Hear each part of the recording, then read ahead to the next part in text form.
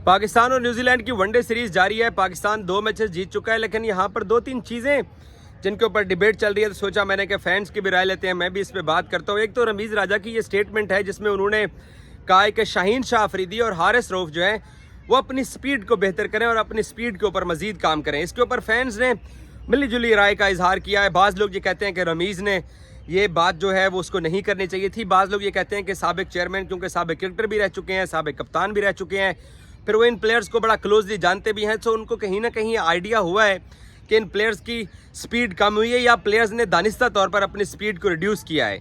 एक तो ये पाकिस्तान के अंदर डिबेट चल रही है। दूसरी डिबेट ये चल रही है कि फ़खर जमान ने जो अभी 2 सेंचुरियाँ की हैं अगेंस्ट न्यूजीलैंड, और ये उनकी कंसेक्टिव 3rd ODI सेंचुरी है फ़खर जमान की।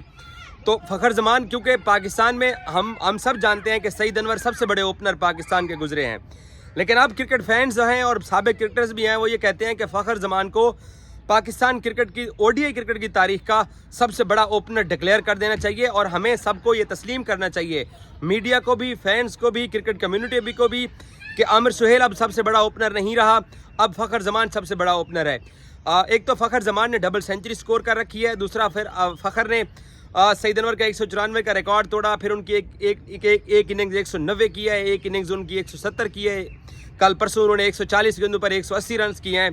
तो कहते हैं कि जी फ़खर की जो बैटिंग है या जो फ़खर ने पाकिस्तान के लिए अब तक सर्विसेज दी हैं, और फिर फ़खर की चैंपियंस ट्रॉफी के फाइनल में गो के बुमराह ने उनको 9 बॉल के ऊपर आउट कर दिया था, लेकिन बाद में फ़खर ने अपना 100 भी कंप्लीट किया और उस 100 की वजह से पाकिस्तान इंडिया को गिराने में कामयाब हो गया था इस चैंपियंस ट्रॉफी के फाइनल में। तो ये डिबेट है कि जी फ़खर को पाकिस्तान का बेस्ट ओपनर, सबसे Mumtaz opener, number 1 opener declare कर देना चाहिए। मेरा ज़ाती ख्याल ये है कि मैं अभी भी शायद इस बात को शायद ना तस्लीम करूं, ना वोट दूं कि फ़खर सईद अनवर से बड़ा ओपनर है, क्योंकि सईद के टेस्ट के अंदर भी स्कोर थे, उस वक्त T20 क्रिकेट नहीं थी। फिर सईद के सामने जिस तरह की क्वालिटी बॉलिंग थी, फ़खर ने भी उसी क्वालिटी की बॉलिंग खेली हुई है। मिचेल स्टार्क को जो वर्ल्ड कप 2021 के सेमीफाइनल में फ़खर ने जो लास्ट ओवर के अंदर जो छक्के मारे, वो बैटिंग भी हम सब के सामने है। सईद के ज़माने में मैग्रा थे, एलन डोनाल्ड थे, उस वक्त दुनिया के इंडिया के जवागल श्रीनाथ थे, वेंकटेश प्रसाद थे। उस वक्त भी बॉलिंग बहुत टाइट बॉलिंग थी, बहुत अच्छी बॉलिंग थी, और वो बॉलर्स ऐसे थे जो कि डोमिनेट करते थे।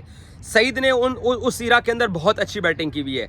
आजकल के दौर में फ़खर ने बहुत अच्छी बैटिंग की हुई है, इसमें कोई शक नहीं है, लेकिन क्वालिटी बॉलिंग के सामने मज़ाहमत करना और क्वालिटी बॉलिंग के सामने स्कोर करना, और फिर दूसरा ये है कि मुख्तलिफ सरफेसेस पे जाके, मुख्तलिफ कॉन्टीजेंट्स में जाके आप जाके जब खेलते हो तो तब पता चलता है कि आप किस लेवल के बल्लेबाज हो। मेरा ज़ाती ख्याल ये है कि फ़खर जमान जो है, इनका सईद अनवर के साथ मवाजना ज़रूर बनता है।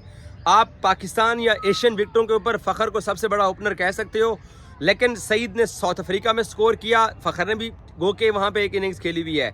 सईद ने न्यूजीलैंड हो, ऑस्ट्रेलिया में तो वो खैर बहुत अच्छा खेलते थे, इंग्लैंड में भी सईद का अच्छा रिकॉर्ड था, और फिर इंडियन सरजमीन पर जाकर प्रेशर के अंदर इंडिया के अगेंस्ट सईद ने बहुत स्कोर किया और पाकिस्तान के लिए सेंचुरियाँ भी स्कोर की और पाकिस्तान को मैचेस भी जितवाए हैं। इस डिबेट के अंदर आप लोग अपनी राय ज़रूर दीजिए। दूसरा, जहाँ तक शाहीन शाह अफरीदी और हारिस रऊफ की स्पीड की बात है, तो मेरा ख्याल है कि हमारे क्रिकेट बोर्ड को और हमारे खिलाड़ियों को अब ये अंडरस्टैंड कर लेना चाहिए कि कहाँ पे उन्होंने रेस्ट करनी है, कहाँ पे उनको जो है वो खिलाना है, कहाँ पे कैसे यूज़ करना है। अफ़गानिस्तान के 3 मैचेस PSL का एक पूरा इवेंट खेल के, अफ़गानिस्तान के 3 मैचेस की रेस्ट करवा के, और फिर आप न्यूजीलैंड सीरीज़ के अंदर आप दोबारा से इन्वॉल्व हो गए हैं। वहाँ 5 T20 5 वनडे मैचेस में गो के 1-2 मैचेस में शाहीन को रेस्ट दिया गया है।